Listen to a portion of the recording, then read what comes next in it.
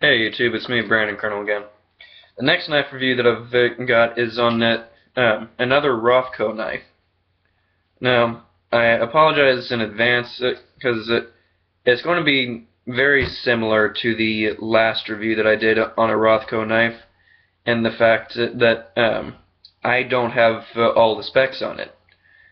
Now, the problem with that is that, like I said, I can't give you all the specs, and I've even been to the Rothco website, and I actually found the Rothco knife for the original one that I did, the Rothco Bodyguard, but the problem is, the website gives even less information than the dealer that I bought it from, and so that's honestly not okay with me. So Rothco has gone down in my books as just not as great as their knives seem. And honestly, the knife that I'm about to show you is kind of sealing that in for me just a little bit, just on overall impressions. And honestly, on their boxes and what they say on the website are actually even two different things. Because on the website, the Rothco Bodyguard was saying something about like a GI tactical. It said nothing about being the Rothco Bodyguard, which is probably one of the reasons why it never came up in a search when I was looking for it initially. Now, this one is just the Rothco Survival Knife. That's really all they call it. And they on the website they call this something like an aviator's knife, Rothco aviator knife, something like that. But like the original knife that I was showing you, it was very vague. The only thing it told me in the way of material was leather, as in the sheath. Now, there are upsides to this knife, but there are also plenty of downsides. Namely, the sheath. That is a very flimsy belt loop. I mean, they just simply cut out slits in the attachment. They couldn't have even folded it over and maybe just had it sit right here. I mean, honestly, as long as you're not going upside down in a tree or anything, that's not going to really go anywhere. So if you've got this attached to your belt, that's going to be good enough. But so they couldn't even do that much. Now, I do see why they have this on here, because that's not secure at all. Now, but even then, they could have done something extra, which they just didn't give you with this. So I've been carrying it around all day today, and it just seems pathetic. Like, it's probably not going to break on you super easily, but it's not going to hold up either. I mean, that little attachment right here, it comes off so easily that honestly I can probably pull it off if I wanted to. But just the way that it jostles around, it actually undoes it for you. It is just so easy to undo. It gives you no traction whatsoever in the handle, and there's just so much wiggle room in there that it just doesn't feel secure. Now, another thing about the sheath is that the most secure thing on there, the most secure thing on here, holds the most useless tool in the world, and that's this pocket right here.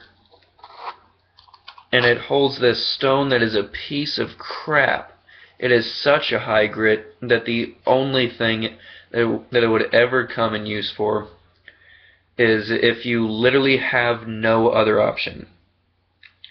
Now, if I was in a kind of situation where I'm not going to have any other option to sharpen my knife, I can guarantee you this knife is not what's going to be in my bag. This knife will not be in my bag for any reason if I'm going to be even possible to be put in that situation. And plus, I can guarantee you 100% this knife will be on me. if I'm out in the woods somewhere, this knife will be on me. Which, by the way, if you're seeing my reviews for the first time, go check out my review on the ZT-0350 TS and on the Frost Cutlery Combat Ranger. Both are excellent reviews. Both I have glowing things to say about, which actually kind of reminds me, the sheath I didn't like on this one either. But that was for a completely different reason. Now, so, the stone on this is complete crap. It gets a working edge, and that's about all I can say about it. Now, it actually started off incredibly rough. Now feeling the top, it's actually getting smoother. I used it once, which means this stone wears away fast. And it doesn't feel like it was just simply breaking in. It feels like it's literally just wearing away. I mean, feeling the top and feeling the bottom, it's night and day difference. So this thing is going to chip away fast. It is not going to be worth much. Just overall, it's a piece of crap. Throw this thing away the second that you get it. And so if you decide to keep this stupid little thing here, throw this thing away and get a real one. Just make sure that it fits in there. Now, what I plan on doing is I actually plan on, at some point or another, either making myself a new sheath, if I can find the materials, or maybe sometime over the summer, seeing if I can go with my local Royal Ranger group at my church, and seeing if I can go to the powwow with them, and making my own there, or seeing if I can have it done by somebody who really knows what they're doing, even better than I do. So, either way, this sheath will not last. So, whether or not I make it basically a carbon copy of this, just better materials and maybe with a loop instead of just simply cutting a slit out here, which, by the way, that does nothing. That just makes it so much weaker. I can't stand sheaths like this.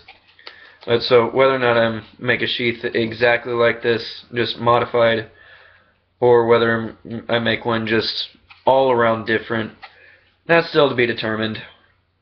But so, enough of the sheath, which it's crap. That's the last thing I got to say about that. It's crap. So, get rid of that. Oh, which, by the way, one more thing about the sheath.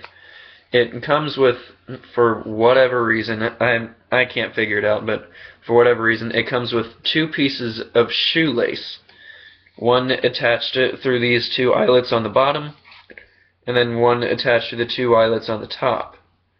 Why it comes with them, I have no idea. They serve no purpose. It doesn't even make it look good. It's just there. The first thing I did with it when I got it out of the box is I cut them off. So, on to the knife. Now, first impressions, it looks exactly like a more expensive knife that I've heard of.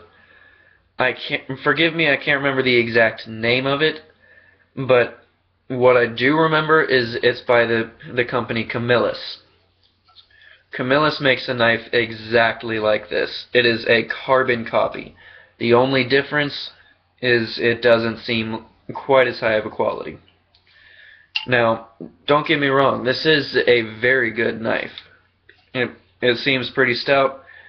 I will ding it because it seems like I can bend it a little bit just with my hands, but it seems like it's bending at the tang. It doesn't seem like it's bending in the blade itself. The blade itself I can't bend, but it does seem like at the tang it is bending just a little bit. Not enough to show up on camera, but to the very careful observer, you're going to notice a little bit of bending. Now, I'm not exactly going to ding it for that too much, because me personally, I'm not going to be using it for very many prying tasks, if any prying task at all. This will more be a somewhat like a carving knife to me, because this on the back is actually a saw blade. Now, it's a very wide saw blade, and on the Camillus, they actually I've seen reviews where they say this is a metal saw, and they actually cut a 16 penny nail. And actually, it just cut it completely in half using just this saw. And there was significant damage to the finish, but overall, it actually cut it in half. So this can cut metal, or at least on the Camillus it can. Whether or not it can on this, haven't tried, probably won't try in the near future. So that'll never see anything by me. But the edge is fairly sharp, which I do not have any paper around me at the time, but it is fairly sharp. It's nowhere near the sharpest thing in the world. So, and it's not exactly dull right out of the box, but it's not the sharpest thing that you would get right out of the box either. I touched it up on my stones, and yeah, I touched it up on my stones, and it took quite a while, because it seems like all Rothco knives, or at least the two that I've bought, maybe I just have bad luck, but the Bodyguard and this knife both have a really bad problem with excuse me one sec. Okay. It seems like they both have a really bad problem with the edge folding over. No matter what you do, it's going to fold over when you're sharpening it. And it's going to take you forever to get that corrected.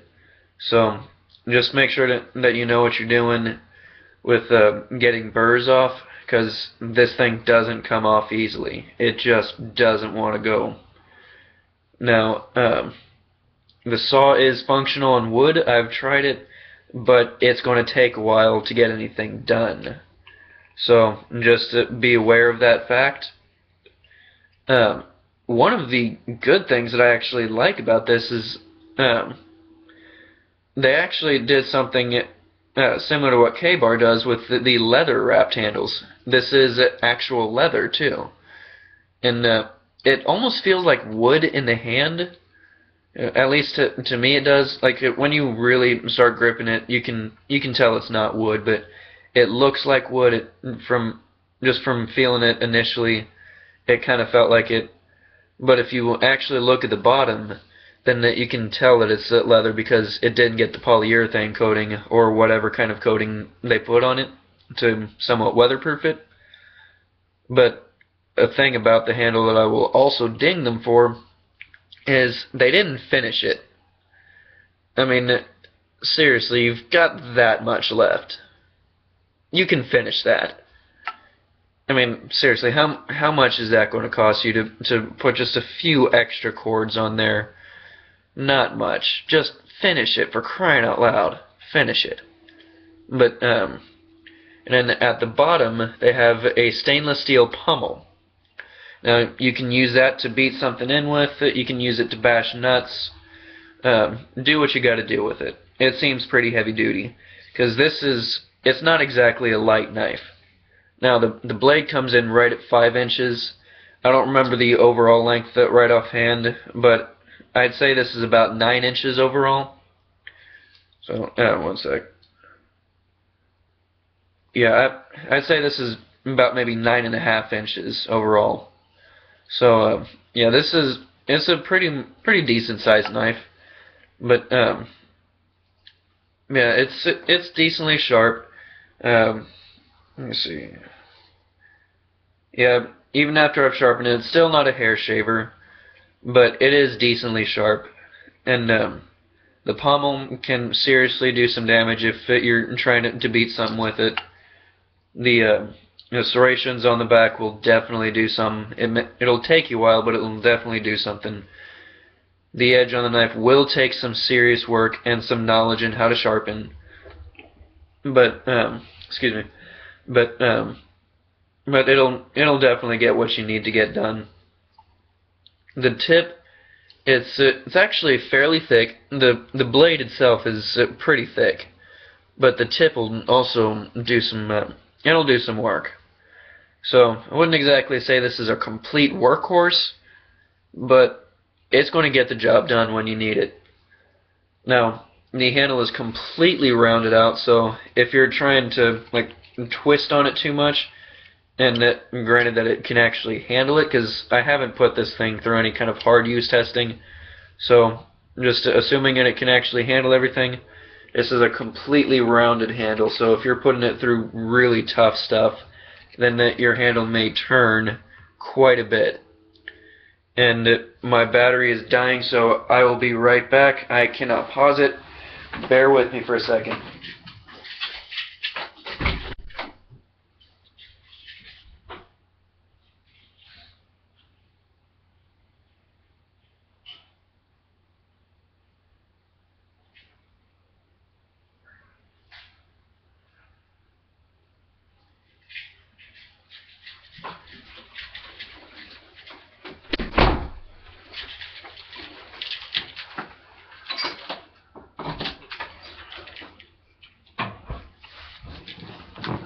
Okay, I'm back.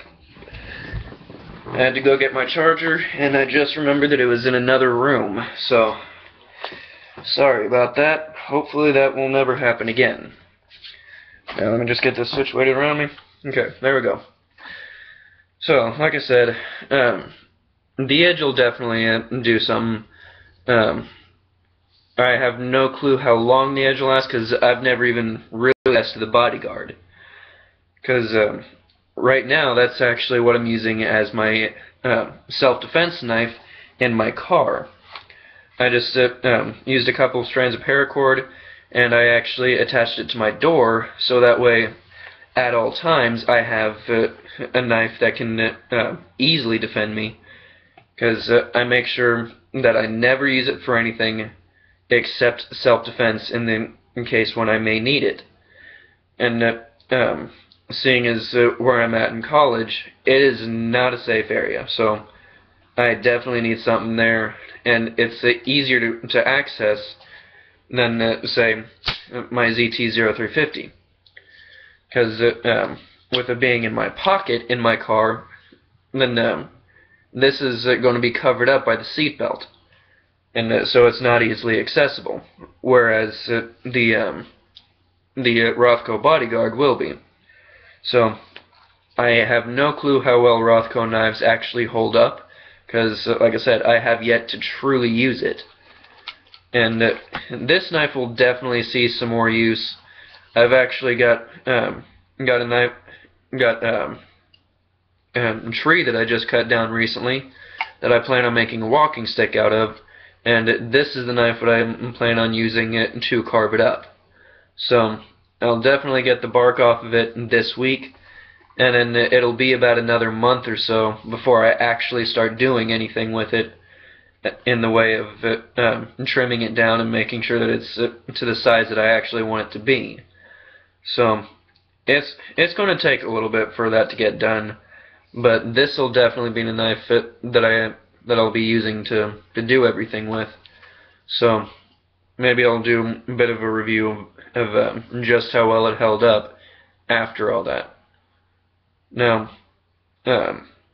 everything on here seems to be pretty low quality in the form of fit and finish. I mean, the handle material right here, there's quite a bit of overlap. It doesn't actually meet it. On this side, however, it meets perfectly. This side leaves something to be desired. Like I said, they didn't finish it here. When you're looking down into the tang, you can see a couple of gaps, specifically right here. I don't know how well that's showing up on camera, but you can see they've cut out like a circle right there. Why they didn't make it flush with the knife itself, that's beyond me. Now, something that slightly worries me in the form of anybody who may be using this with hard use is that right there. That is a circle in there instead of a slit.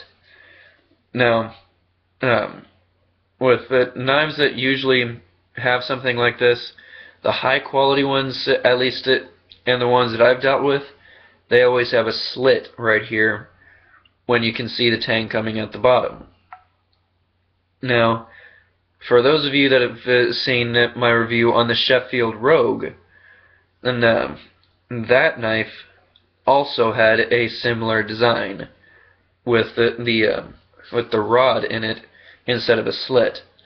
And so if this is the same kind of design, then that tells me that it's just a rod that's been welded on at the tang, and the tang probably only comes to about maybe here, if even that far. So hopefully it's not like that, but it's a very likely possibility, seeing as just how round that actually is. So there's no telling, because I can't get this thing apart. It ain't coming apart for anything. So seeing as this looks so freakishly close to the Camillus, probably the Camillus is a lot better with fit and finish. I know that that on the Camillus it's high carbon steel. This is probably just a cheap stainless, not really much more than that. But yeah, so it's probably just a cheap stainless. I'd maybe give it 440B, because it does have a pretty hard blade, and it does cut fairly well, because I have done paper cut tests with it before. But with how easy this edge rolls, I would not give it 440C, but it's far too hard to say 440A. So I don't really know completely what the steel is. All I know is that it's stainless. Basically every single knife in the Rothco line, they all say stainless, at least on the ones that even go as far as to tell you what the steel is. Because not even all these knives tell you the steel. Sometimes the most they tell you is the material that's in the sheath. So it's just not great. But this will probably hold up under what I've got in store for it in the way of whittling the walking stick. As far as overall comfort, this is actually very good. It is a superb handle in the form of comfort. It doesn't have any give, so if you're used to leather wrapped handles that have a bit of give to it, to maybe have like a cushion somewhat, it doesn't have anything like that. Like I said before, it almost reminded me of wood in the beginning, but I can clearly see from places where the polyurethane didn't get to, this actually is a leather handle. But it does feel very good in hand. These points right here have actually been angled towards the blade. So if you're holding it like this, then you've got a bit of a ramp right here. It just gives you a little bit of extra comfort. The one thing that I don't really care for in fixed blades that have a guard is that you can't put your thumb up actually on the blade, which honestly this one might be just slightly dangerous to do that, because right here, that is very aggressive and very sharp. Like it's not sharp enough that if I'm doing this I'm going to cut myself, but just if I use this if I use it like jimping and I start digging my finger into it, my finger is definitely going to bleed, because it does have pretty sharp edges. So but yeah, if you use it as jimping, that is going to be the most aggressive jimping you have ever seen. But it is fairly thick, so it's not exactly completely saw-like in the sense that it's just going to rip your thumb apart the second you put it on there. But if I were to have my own option, then I would probably saw that off, and I would just use this part right here, maybe cut my own jimping into it.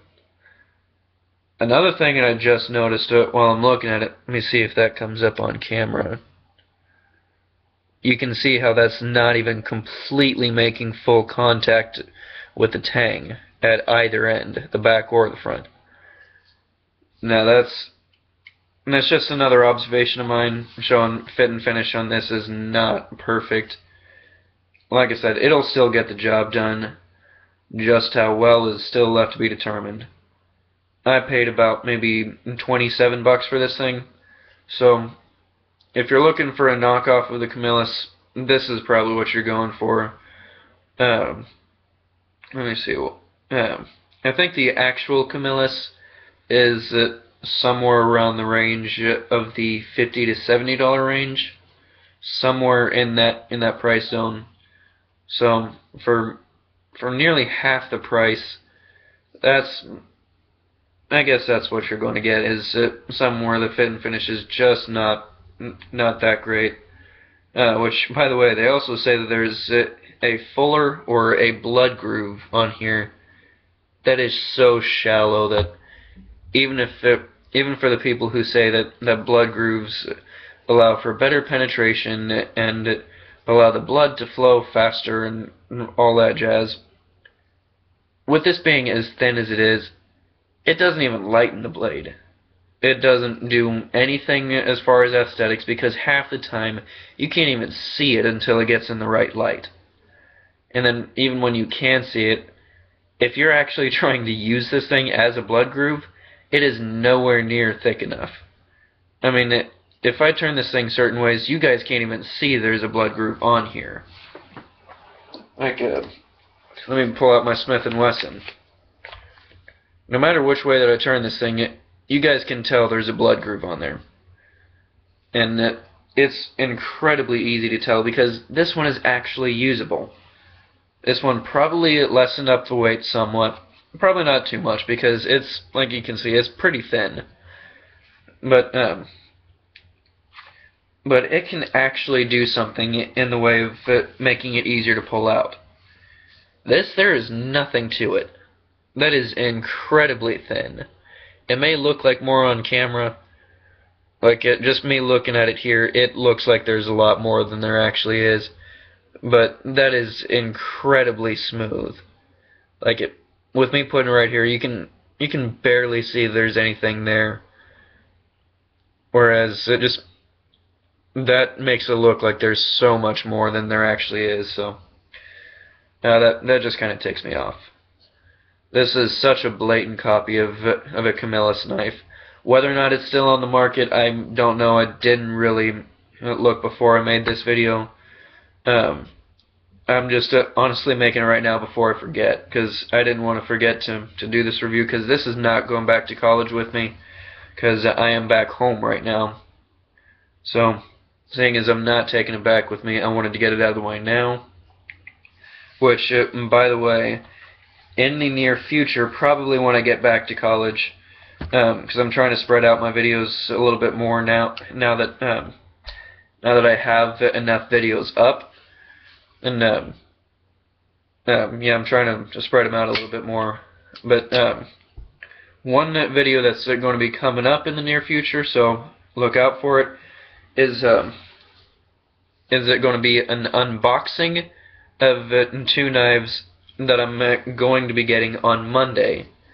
Now, another knife that I already own is basically going to be showing you a knife that I got rid of in the past, but has now recently come back into my possession, which I just recently bought a new one. It's the knife that started the knife addiction for me. I recently did a count, and I think which I actually forgot the number because I made the count about 2 days ago. But I now own somewhere in the ballpark of 47 knives. And that number is still growing, and it'll probably be in the ballpark of 50 by the time when I get everything in. Because I've already paid... excuse me, I got the hiccups now. Because I've already paid for 2 knives that are coming in. You'll find out what they are on Monday, and then I'll tell you what the other knife is now. It is the Gerber Paraframe, the mini Paraframe. It is the knife that started the addiction to knives for me. And honestly, people have told me all the time, you've got a problem, and I'll tell them, yeah, I know I do. Next thing out of their mouth is, well, at least the first step into recovery is admitting that you've got a problem. And the first thing out of my mouth after that is, yeah, that may be the case for most people, but here's where you're wrong for me. I know I have a problem, and I admit it. But I also meant one more thing. I don't care. Now, I know that I might have a slight addiction to buying knives, and it may actually have some sort of a problem attached with it because if I have enough money, the first thing that I'm going to think of is, okay, so how much money can I allot to buying knives? So, like even now, I'm still looking for a job. I have $90 total to my name, and I just got taxes back, and I still spent every single penny of it on knives. I have $28 left of my taxes, and I've already got a plan for those $28 to buy yet another knife. So, yeah, I may have a bit of a problem, but here's the thing. I've also budgeted the rest of my money for however long it's going to take for me to be in college until the end of the semester, so that way I have everything that I need. I've allotted a set amount of money, so that way if I have an emergency that I just need to get something, but yet it's not warranted enough for me to dip into my college fund, I've got money for that. So I've budgeted things. So some people may say you're spending too much money on knives. I say that I've allotted my money in a way that allows me to get what I enjoy. Whereas some people may have money specifically set aside so that way they can go out to eat every day. They've budgeted money in for that. They enjoy going out to eat. I say I can do without going out to eat if I can buy a new knife. Like, I just bought this one.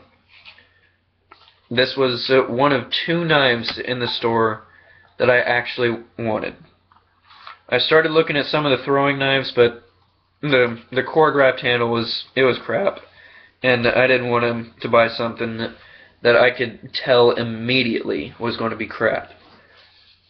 I could tell immediately that the handle on this, not the handle, the sheath was going to be crap. But I still bought it on the premise that I can fix a handle. I can create a new one if I so chose to. I knew that the stone is crap. I don't use the stone. Why would I ever need this?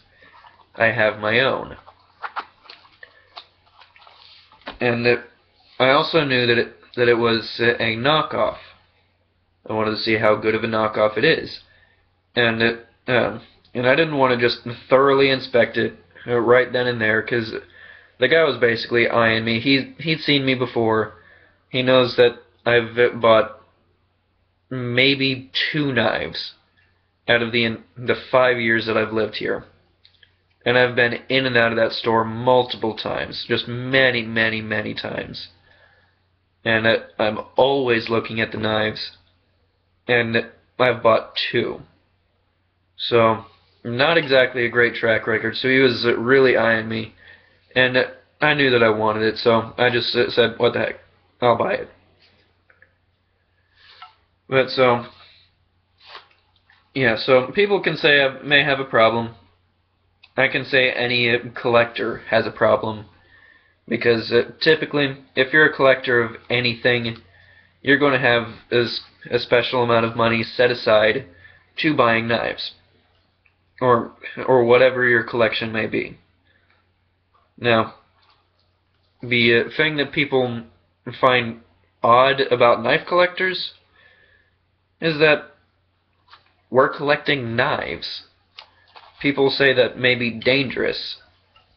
Like I said, I've got almost 50 knives in my collection. I just forgot the number since I did it like 3 days ago, and since I also bought knives since. Now, I've got an entire case here full of nothing but knives. You can see it's pretty weighted down. I mean, it's actually this thin. It's pretty weighted. I have more knives up here. These are all my sheath blades, because the sheath blades won't fit in there. I've still got more yet. I have 2 swords. These will probably never be reviewed, because just because they can't actually be used. So I'll just show them really quick to you on camera. Little bit of a reward for just staying in there this long, even through a rant. So, military saber. This can never be used. It doesn't even have a bevel, no grind whatsoever. There, it says US right here. It's just upside down, and the grind goes all the way down.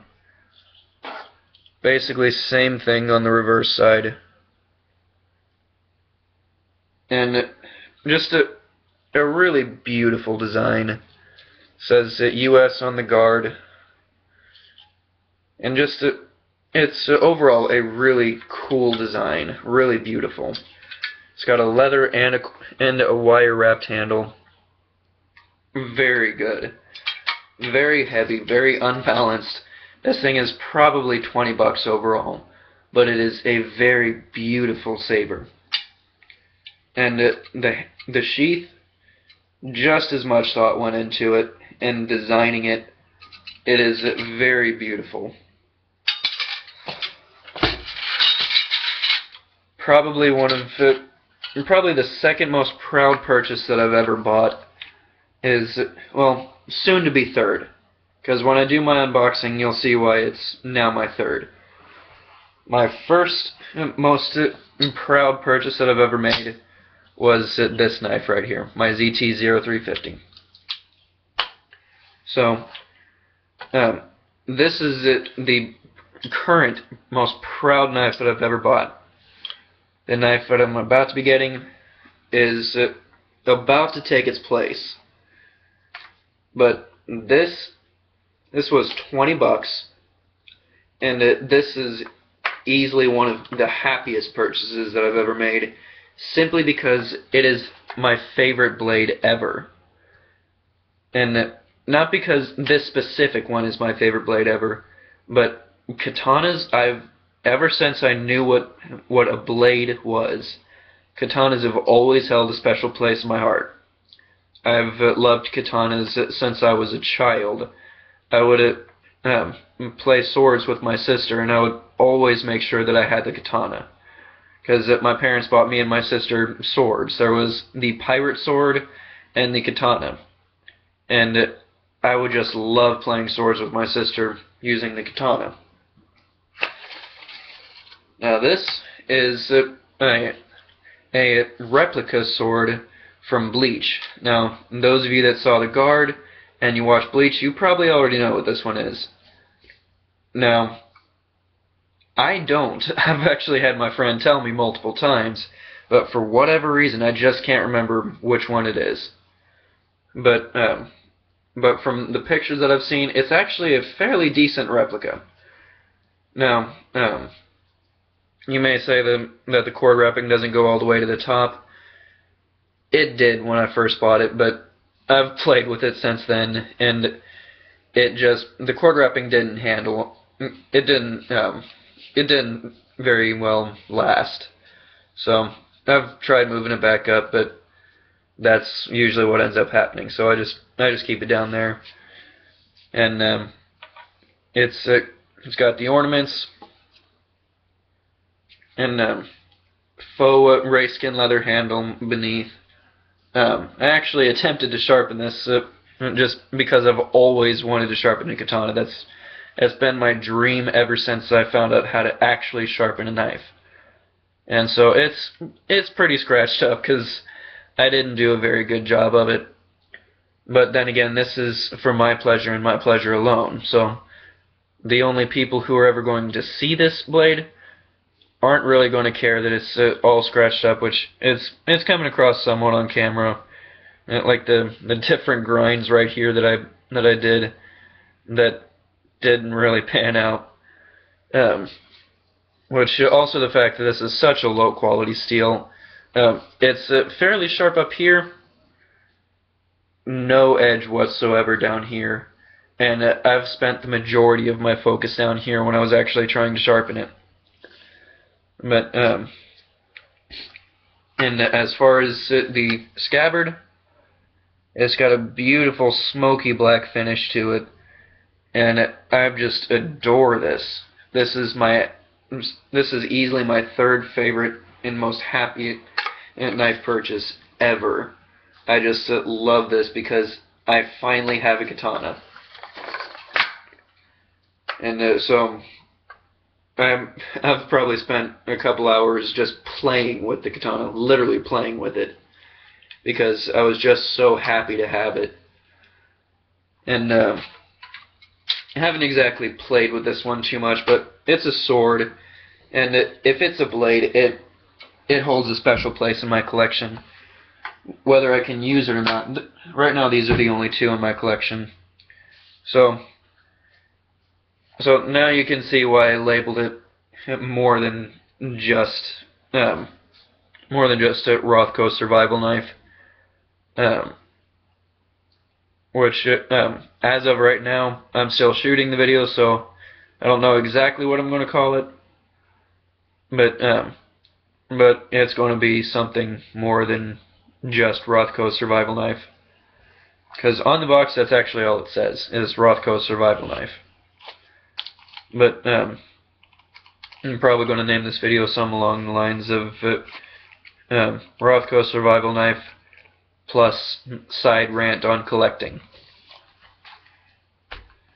But yeah, so swords have, specifically the katana, have always held a special place in my heart, even before I started collecting anything.